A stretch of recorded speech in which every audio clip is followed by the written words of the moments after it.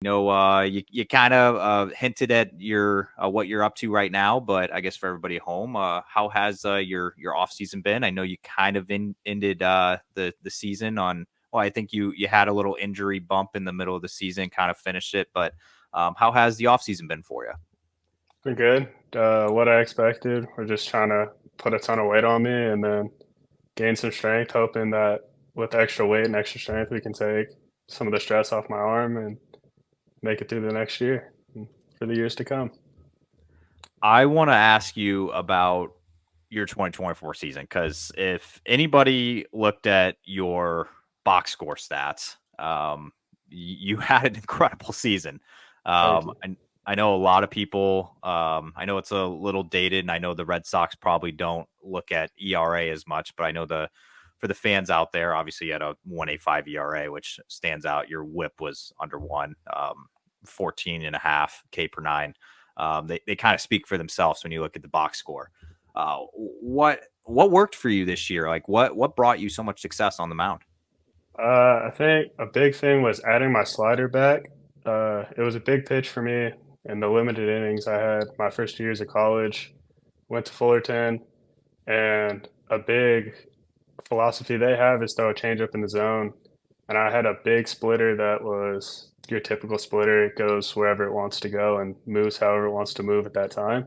So I couldn't really get it in the zone, and I really hammered on trying to figure out how to throw it in the zone consistently and kind of put my slider on the back burner. So I think adding that pitch back and having consistency was like a huge thing.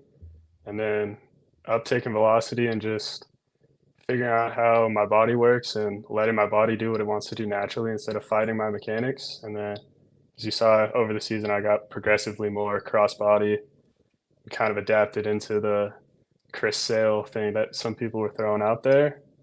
And then I think it was just a mentality difference. Just go out there and not trying to be perfect, but just throw in the zone and let people get themselves out. And if they get into a two strike count, that's where I excel. And that's where I can get outs and do what I do best. So I think it was just playing into my strengths and adding my slider back. I am going to ask you about the Chris Sale thing in a second here, but I did see something that you appeared in 21 games in Salem. You started 12 of them. You even picked up a save at some point along the year.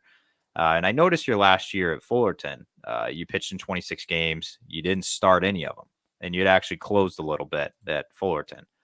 Um, how was it, I guess, being in starting rotation this year and then also having to go back to relieving and then also closing a game? It was fun. I started throughout high school and most of my life I was a starter. Went to college my freshman year and it was COVID year.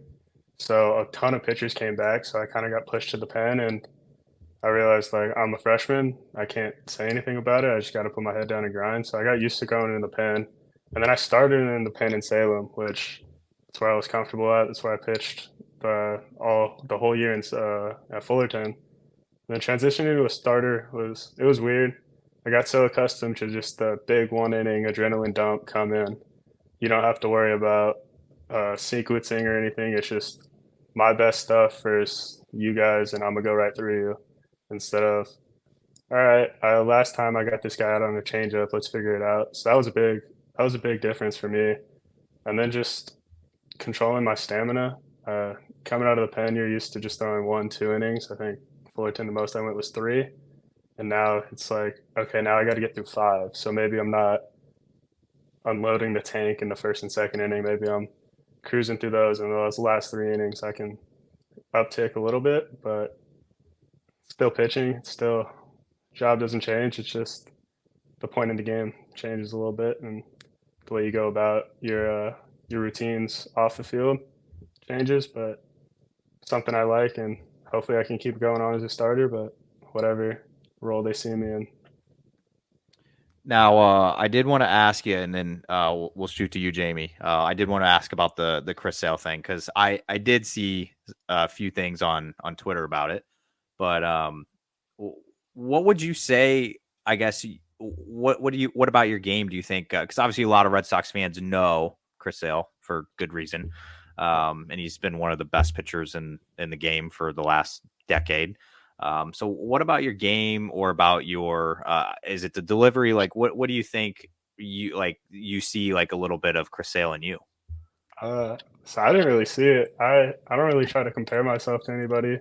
Just go out there and be who I am, be who the guy I've been my whole life. But it's the cross body and the way I come across, or the way I drop my arm slot at the very end, and then it's about horizontal approach angles. We have pretty similar numbers in that aspect, and then the main pitch the punch out pitch is the slider. So I think it helped that I was in a Red Sox uniform a little bit. We saw the great years he had, and then you see me coming cross body throwing a slider, striking guys out with it.